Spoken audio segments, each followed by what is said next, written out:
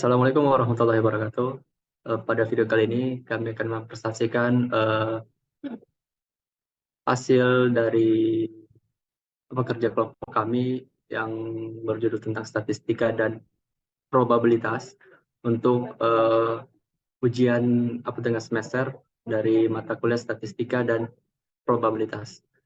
Kemudian untuk tim dari kelompok kami, yang pertama saya sendiri, Ilham Abdullah Sani dengan sambung F551-20003, kemudian Imam Z Azizi dengan sambung F551-20016, dan yang terakhir yaitu Olive Angelson dengan sambung F551-20037. Oke, pertama yaitu kata pengantar, di mana dalam statistika penurusan data atau dalam bahasa Inggris disebut inferential statistik yang merujuk pada proses membuat kesimpulan atau generalisasi tentang suatu populasi dari sampel data yang diambil secara acak dari populasi tersebut.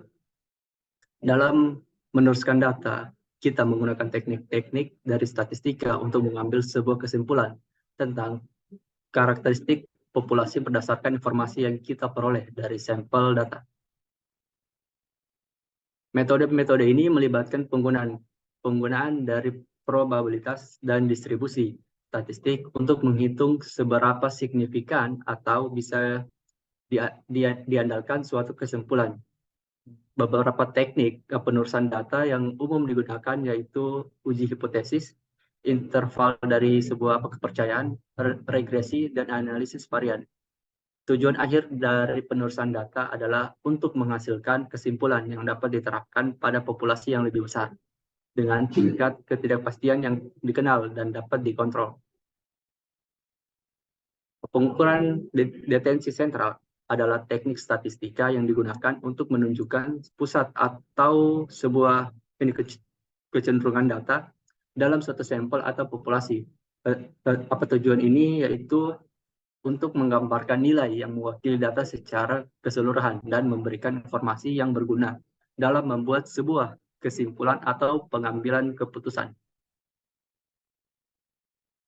Terdapat beberapa metode dari pengukuran tendensi sentral yang umum digunakan, antara lain yang pertama yaitu means, jumlah semua nilai dalam sampel atau populasi dibagi dengan jumlah total nilai. Mean cocok digunakan pada data yang terdistribusi normal. Kemudian yang kedua yaitu median, yaitu nilai tengah dari data setelah diurutkan dari yang terkecil hingga yang terbesar. Median lebih cocok digunakan pada data yang memiliki pencilan atau skewed. Kemudian yang terakhir yaitu modus, di mana nilai yang paling sering muncul dalam data. Modus cocok digunakan dalam data yang memiliki banyak nilai yang sama atau distribusi dalam beberapa puncak. Dalam pengambilan sebuah keputusan atau menarik sebuah kesimpulan, apabila metode pengukuran detensi sentral yang tepat akan tergantung pada sebuah karakteristik data yang dihadapi dan tujuan analisis yang ingin dicapai. Selain itu, penting juga untuk mempertimbangkan metode dari pengukuran keragaman data seperti rentang, kuartil, dan simpangan baku untuk memberikan informasi yang lebih lengkap tentang karakteristik sebuah data. Selanjutnya akan dilanjutkan oleh teman saya.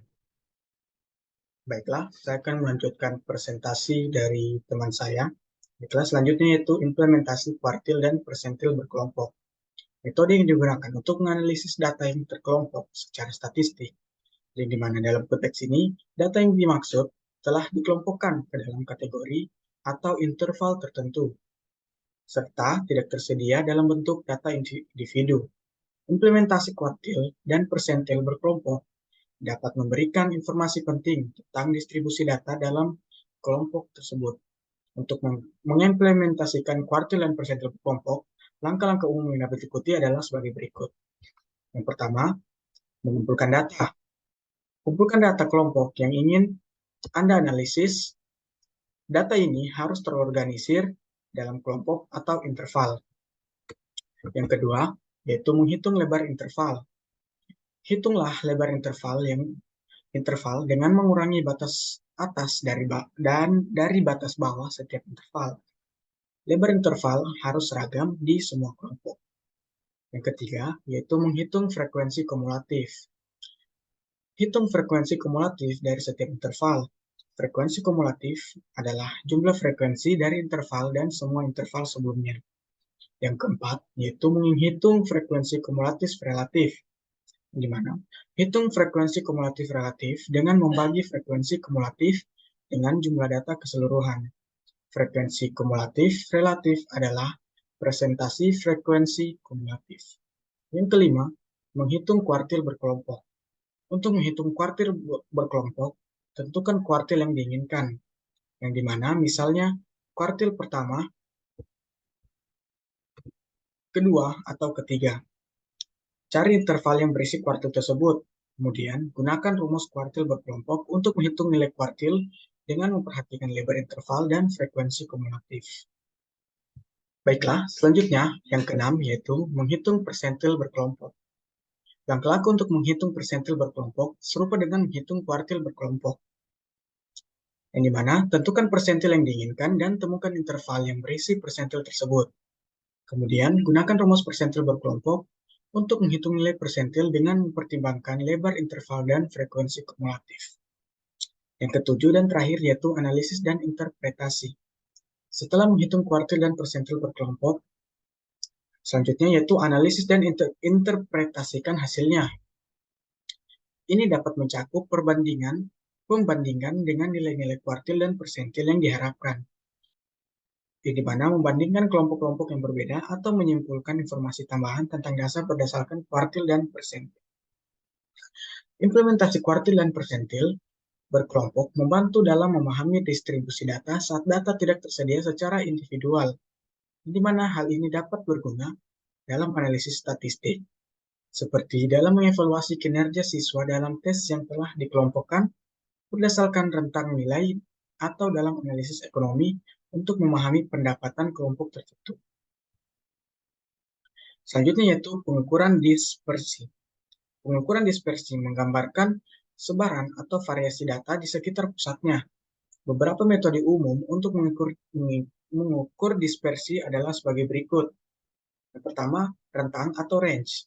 Rentang adalah perbedaan antara nilai terbesar dan terkecil dalam kumpulan data. Meskipun rentang memberikan gambaran umum tentang sebaran data, namun rentang rentan terhadap nilai ekstrim yang dapat menyebabkan interpretasi yang bias. Yang kedua yaitu jangkauan antar kuartil atau interquartile range atau IQR.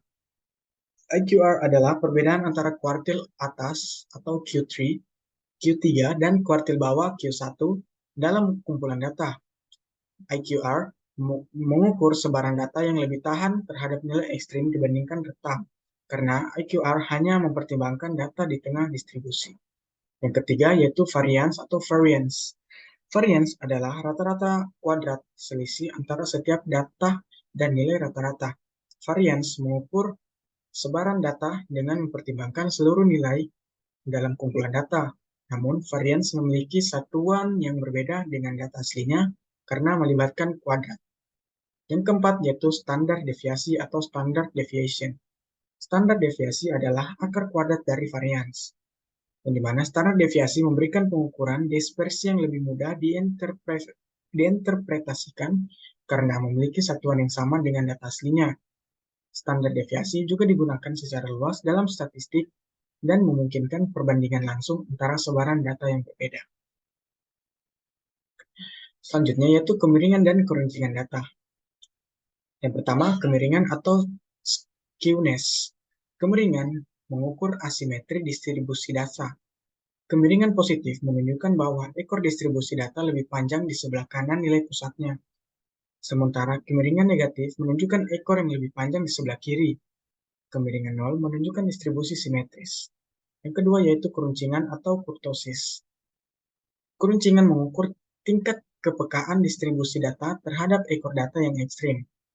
Keruncingan positif menunjukkan bahwa distribusi memiliki ekor yang lebih berat dan puncak yang lebih tinggi atau lebih tajam.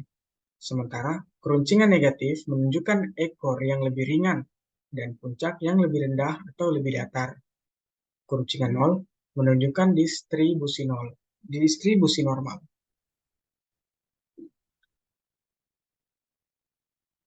Selanjutnya yaitu standar deviasi lanjutan. Standar deviasi adalah ukuran umum untuk mengukur dispersi data. Ada beberapa varian standar deviasi yang dapat digunakan tergantung pada konteks analisis. Yang pertama, standar deviasi populasi atau population standard deviation. Standar deviasi populasi digunakan ketika seluruh populasi diukur dan tidak ada asumsi atau estimasi yang terlibat, di mana rumus standar deviasi populasi adalah akar kuadrat dari variansi populasi. Yang kedua yaitu standar deviasi sampel atau sample standard deviation, di mana standar deviasi sampel digunakan ketika hanya sampel yang diukur dan dijadikan representasi dari populasi yang lebih besar atau rumus standar deviasi. Baiklah, selanjutnya akan dilanjutkan oleh teman saya. Baiklah, saya akan melanjutkan selanjutnya, yaitu statistika. Statistika merupakan cabang ilmu yang berkaitan dengan pengumpulan, analisis, interpretasi, presentasi, dan pengambilan kesimpulan berdasarkan data numerik. Tujuan utama statistika adalah untuk menggambarkan dan memahami fenomena yang terjadi dalam populasi atau sampel, serta memberi dasar untuk pengambilan keputusan rasional. Statistika mencakup berbagai metode dan teknik yang digunakan untuk menganalisis data. Beberapa konsep utama dalam statistika meliputi yang pertama yaitu pengumpulan data. Ini melibatkan proses pengumpulan data dari sumber yang relevan. Data dapat dikumpulkan melalui survei, pengamatan, eksperimen, atau sumber yang lain. Yang berikutnya yaitu deskripsi data. Langkah ini melibatkan ringkasan dan penyajian data secara sistematis. Metode yang umum digunakan dalam deskripsi data meliputi tabel, grafik, ukuran pemusatan seperti min dan median, serta ukuran dispersi seperti range, varian, dan standar deviasi. Yang berikutnya yaitu inferensi statistik. Inferensi statistik melibatkan pengambilan kesimpulan atau generalisasi tentang populasi berdasarkan sampel data yang tersedia. Metode inferensi statistik termaksud pengujian hipotesis, interval kepercayaan, dan analisis regensi. Yang berikutnya yaitu probabilitas. Probabilitas adalah cabang statistika yang berhubungan dengan perhitungan kemungkinan kejadian. Konsep probabilitas digunakan dalam pengambilan sampel, pengujian hipotesis, dan analisis risiko. Selanjutnya yaitu skala pengukuran. Skala pengukuran adalah cara untuk mengklasifikasi variabel dalam statistika berdasarkan jenis informasi yang dikandung oleh variabel tersebut. Terdapat 4 jenis skala pengukuran yang umum digunakan. Yang pertama yaitu skala nominal. Skala nominal digunakan untuk mengkategorikan atau mengkelompokkan data ke dalam kelompok-kelompok yang berbeda. Pada skala ini, tidak ada urutan atau peringkat yang terkait dengan kategori yang diberikan. Contoh skala nominal adalah jenis kelamin, misalnya pria atau wanita, atau warna, merah, hijau, biru, atau warna-warna yang lain. Kemudian, yang berikutnya yaitu skala ordinal. Skala ordinal mengurutkan data dalam kategori-kategori yang memiliki hubungan relatif terhadap variabel yang diukur. Dalam skala ini, peringkat relatif atau urutan data dapat ditentukan, tetapi perbedaan antara data antara peringkat tidak memiliki interpretasi yang jelas. Contoh skala ordinal adalah tingkat kepuasan, misalnya sangat puas, puas, netral, tidak puas, ataupun sangat tidak puas. Yang berikutnya yaitu skala interval. Skala interval memiliki peringkat dan perbedaan antara nilai yang terukur. Kemudian memiliki interpretasi yang jelas. Skala interval tidak memiliki titik nol yang mutlak. Contoh skala interval adalah suhu dalam Celsius ataupun Fahrenheit. Yang berikutnya yaitu skala rasio. Skala rasio memiliki peringkat, perbedaan, dan titik nol yang mutlak. Titik nol mengindikasikan ketiadaan atau keberadaan yang mutlak dari variabel yang diukur. Contoh skala rasio adalah tinggi badan, berat badan, atau pendapatan. Mungkin cukup sekian yang dapat saya sampaikan. Kurang dan lebihnya kami mohon maaf. Assalamualaikum warahmatullahi wabarakatuh. Sekian dan terima kasih.